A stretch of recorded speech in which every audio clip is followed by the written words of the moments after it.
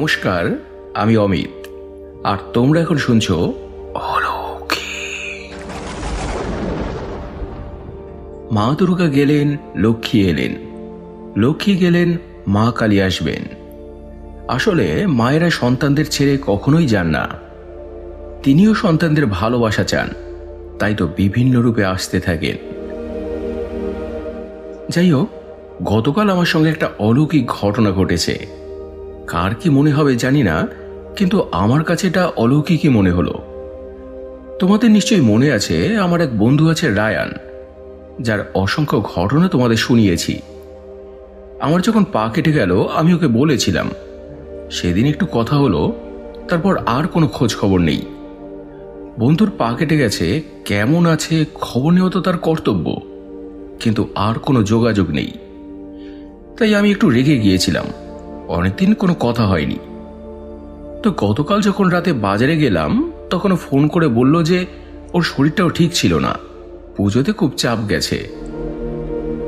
তো কথা বলতে বলতে হঠাৎ জিজ্ঞেস করলো যে কালকে কি ঘটনা দেবে, ঘটনা রেডি? আমি বললাম যে না, কাল কোনো ঘটনা দেব না, একটাও ঘটনা নেই। বাড়ি গিয়ে 1 মিনিটে একটা ভিডিও বানাবো যে ঘটনা নেই, কি শোনাবো।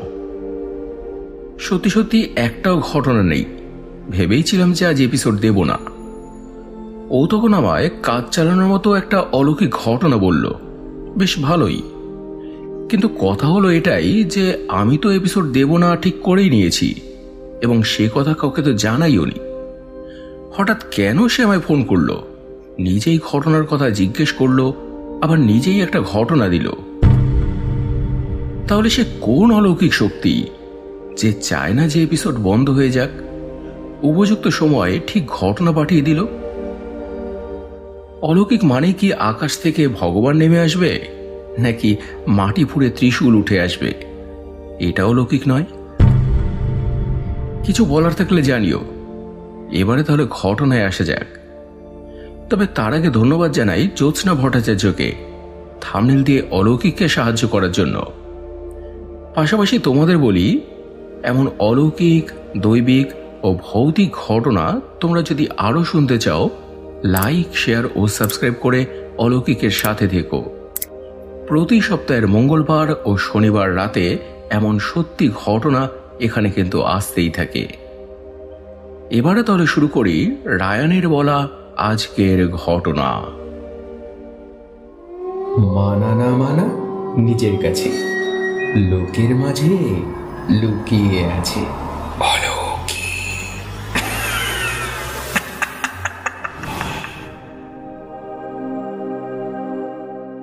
অমিত, আমি রায়ান।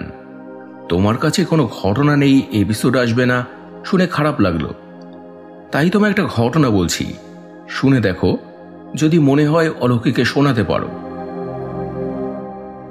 ঘটনাটা আমাদের সঙ্গে ঘটেছিল, মানে আমি, আমার ভাই আর আমার ভাইয়ের বউ, 3 জনেই আমরা উপস্থিত ছিলাম, আর 3 জনেই উপলব্ধি করেছি। আমার ভাইয়ের বিয়ে হয়েছে বছর 2 দুজনেই দুজনকে ভালোবাসতো ওরা। ওদের আশঙ্কা ছিল যে বাড়ির থেকে কেউ মেনে নেবে কিনা, তাই মা কালীর কাছে ওরা মানত করেছিল যদি বাড়ির লোকেরা মেনে নেয়, ওদের বিয়ে দেয়, তাহলে ওরা মা কালীকে শাড়ি দিয়ে পুজো দেবে।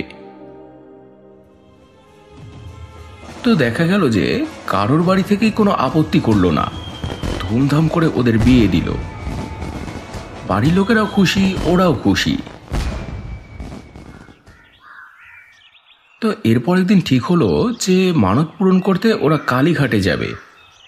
আমিও তখন ফ্রি ছিলাম, তাই আমাকেও বলল, দাদা তুমিও চলো না, আমাদের সঙ্গে ঘুরে আসবে। আমিও রাজি হয়ে গেলাম, তাই যথাদিনে আমরা 3 জনে বেরিয়ে পড়লাম। তখন অব্দি বুঝিনি যে ওখানে গিয়ে এরকম কিছু একটা আমরা দেখতে পাবো। আমার সঠিক মনে নেই, কোন একটা সরকারি ছুটি ছিল সেদিন। বিশ্বাস করবে না, এত ভিড় জীবনে কোনো মন্দিরে কখনো দেখিনি। মিনিমাম 1000-1200 লোকের লাইন। লাইনে দাঁড়িয়ে পুজো দিতে গেলে কমপক্ষে 7-8 ঘন্টা লাগবে। সত্যি বলতে অত ধৈর্য তখন আমাদের ছিল না। একবার তো এও বলেছিলাম আজ না হয় এমনি ঘুরে বাড়ি চলো, অন্যদিন আসা যাবে। এত ভিড় ঠেলে আমার পক্ষে পুজো দেওয়া সম্ভব নয়। ভাই বলল, না রে দা, এসেছি যখন পুজো দিয়েই যাব। কবে আবার ছুটি পাবো তা ঠিক নেই। দাঁড়া দেখি। বলে ও পুজোর ডালি কিনলো, তারপরে কাপড় দিয়ে সাজালো। তারপর আমরা চেষ্টা করতে লাগলাম যে যদি ভিআইপি টিকিট পাওয়া যায় তাহলে আর এত লাইনে দাঁড়াতে হবে না, আর একেবারে সামনে দাঁড়িয়ে পুজো দেওয়া যাবে। কিন্তু পান্ডা যাদেরকেই ধরা হয় তারা অবান্তর দাবি করে বসে, বলে এক একজনের জন্য 500 টাকা করে লাগবে, মানে 3 জনের জন্য 1500 টাকা। তারপর তো পুজোর খরচ আলাদা। সত্যি বলতে আমরা বেশি টাকা নিয়ে যাইও নি। তো টুকটাক কথা কাটাকাটি হলো, কিন্তু কোনো লাভ হলো না। শেষে আমরা ওই 1000-1200 লোকের পেছনে লাইনে গিয়েই দাঁড়ালাম, কিন্তু লাইন আর এগোয় না। 1 ঘন্টা হয়ে গেল, যেখানে দাঁড়ানো আমরা সেখানেই দাঁড়িয়ে আছি। দাঁড়িয়ে থাকতে থাকতে এত বিরক্ত লাগছিল যে কি আর বলবো তোমায়। একেতেই সকাল থেকে উপোস, তার উপর এতটা জার্নি, রোদ গরম, শরীরটাও খারাপ লাগছিল। শেষে আমরা বিরক্ত হয়ে মাকেই বললাম, মা, তোমার জন্য পুজোর ডালি নিয়ে এসেছিলাম পুজো দেব বলে, কিন্তু নিজের হাতে মনে হয় তোমাকে আর পুজো দেওয়া যাবে না। আমরা তোমার মন্দিরের এক কোণাতেই এই ডালি রেখে যাচ্ছি মা, পারলে গ্রহণ করো আর ক্ষমা করো মা, আসি। বলে পুজোর ডালাটা মন্দিরের এক কোণায় রেখে আমরা সবে যেতে গেছি, হঠাৎ একজনের ডাক শুনতে পেলাম, এই যে দাঁড়াও। তাকিয়ে দেখলাম বেশ উঁচু লম্বা একজন পুরোহিত মশাই, দুধের মতো ফর্সা গায়ের রং, গায়ে একটা কুর্তা মতো পরা আর নিচে একটা ধুতি। সূর্যের আলো পড়ে যেন কোনো দিব্য পুরুষ মনে হচ্ছিল ওনাকে। তিনি এগিয়ে এসে বললেন, কি হলো, ডালা এখানে রেখে চলে যাচ্ছ, পুজো দেবে না? আমরা তখন বললাম যে শরীরটা ঠিক লাগছে না, এত ভিড় ঠেলে পুজো দেওয়া সম্ভব নয় বাবা। উনি তখন বললেন, ও এসো আমার সঙ্গে, ডালাটা নিয়ে এসো। তারপর উনি আমাদেরকে নিয়ে মন্দিরের পেছনের দিকে গেলেন। সেখানেও লাইন ছিল, তবে বেশি না, ওই 20-25 জন মতো। তিনি আমাদেরকে ওই লাইনে দাঁড়াতে বললেন। দেখেই বুঝতে পারলাম যে সেটা ছিল ভিআইপি লাইন। কিন্তু লাইনে দাঁড়ানোর সঙ্গে সঙ্গে একজন পুলিশ আমাদের দিকে এগিয়ে এলো, জিজ্ঞেস করলো, এই যে আপনারা কারা, টিকিট এনেছেন দেখি? কিন্তু আমাদের কাছে তো কোনো টিকিট নেই। পুলিশটা তখন বলল, তাহলে আপনারা এখানে দাঁড়িয়েছেন কেন? কে দাঁড়াতে বললো আপনাদের এখানে? আমরা তখন আঙুল দিয়ে ওই ঠাকুর মশাইকে দেখালাম। এখানে একটা জিনিস খেয়াল করো অমিত, যদি ওই ঠাকুর মশাই ওই মন্দিরের কোনো পূজারী হতেন বা কোনো পান্ডা হতেন তাহলে তো পুলিশ ওনাকে চিনতে পারত, কিন্তু পুলিশটা ওনাকে চিনতে পারল না। তখন সেই ভদ্রলোক আমাদেরকে ওই ভিআইপি লাইন থেকে বের করে এনে বললেন, আমি যেমন যেমন বলছি ঠিক তেমন তেমন করবে, এসো আমার সঙ্গে, কোনো চিন্তা নেই। বলে তিনি আমাদেরকে নিয়ে দ্বিগুণ উৎসাহের সঙ্গে মন্দিরের ভেতরে প্রবেশ করলেন। আমাদেরকে নিয়ে গিয়ে একদম মায়ের সামনে দাঁড় করালেন। তারপর আমাদের নাম গোত্র ধরে পুজো নিবেদন করলেন মাকে। বললেন, ওই শাড়িটা মায়ের চরণে রাখো। আমার ভাইয়ের বউ শাড়িটা নিয়ে মায়ের চরণে রাখলো।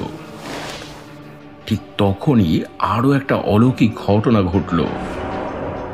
মায়ের গলা থেকে একটা বড় রক্ত জবার মালা খুলে ওই শাড়িটার ওপরে পড়ে গেল। মনে হলো যেন মা গ্রহণ করলেন ওই শাড়িটা। তারপর তিনি ওই মালাটা তুলে আমাদেরকে দিয়ে বললেন, নাও, মা আশীর্বাদ করলেন, এটা নিয়ে যাও।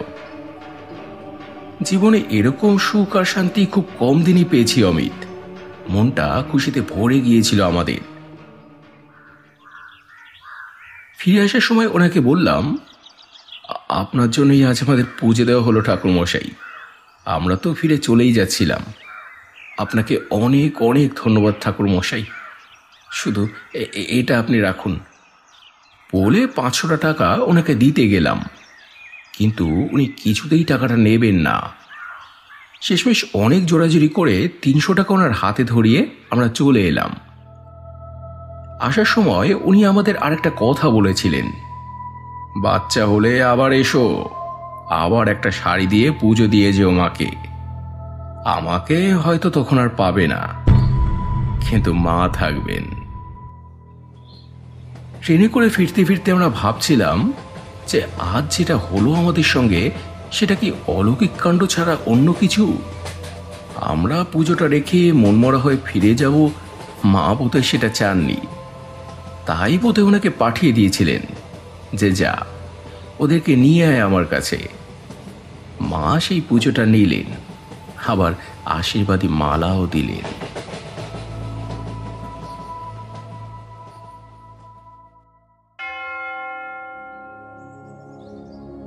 তো এই ছিল বন্ধুরা আজকের ঘটনাটা তোমাদের কেমন লাগলো কমেন্টে জানিও।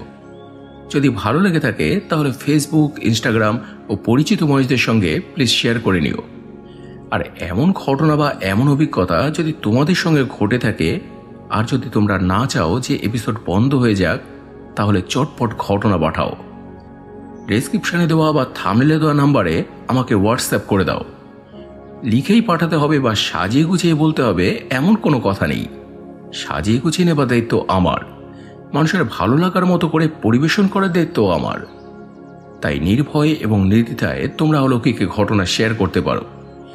এতটা সুযোগ বোধহয় শুধু অলৌকিকই পাওয়া যায়। তো এবারে গত এপিসোডের কমেন্ট পড়ার পালা, যেখানে রিমা বিশ্বাস লিখেছে, হাই দাদা, চলে এলাম ঘটনা শুনতে, শুভ বিজয় দাদা। মৌসুমী মুখার্জি লিখেছে, শুভ বিজয় অমিত ভাই, ভালো থেকো। মনীষা কাকিমা লিখেছে, তোমার মুখে সব ঘটনাই ভালো লাগে, শুভ বিজয়া। পূজা দাস লিখেছে, দুটো ঘটনাই খুব সুন্দর দাদা। কাকলি পাত্র লিখেছে, অসাধারণ দুটো ঘটনা শুনলাম, খুব খুব ভালো লাগলো। অনির্বাণ বিশ্বাস লিখেছে, হ্যালো অমিত দা, কেমন আছো? আমি হায়দ্রাবাদ থেকে শুনছি। হ্যাঁ, ভালো আছি। এছাড়াও আরও কমেন্ট করেছো গীতাদি, সিম্পল কুকিং, জবা চক্রবর্তী, দামিনী পাল, সৌরভ রয়, স্বপ্না, সুদেশা সিংহা রয়, চন্দন, অজন্তা হরে, বিশ্বজিৎ, সৌমিতা চক্রবর্তী সহ অসংখ্য অসংখ্য প্রিয় বন্ধুরা, তোমাদের প্রত্যেককেই অসংখ্য অসংখ্য ধন্যবাদ আর বুক ভরা ভালোবাসা জানিয়ে আজকের এপিসোড এখানে শেষ করছি। আবার দেখা হবে শনিবার আরও একটা জমজমাট অলৌকিক এপিসোড নিয়ে। সবাই খুব ভালো থেকো ও ভালোবাসা নিও। ধন্যবাদ।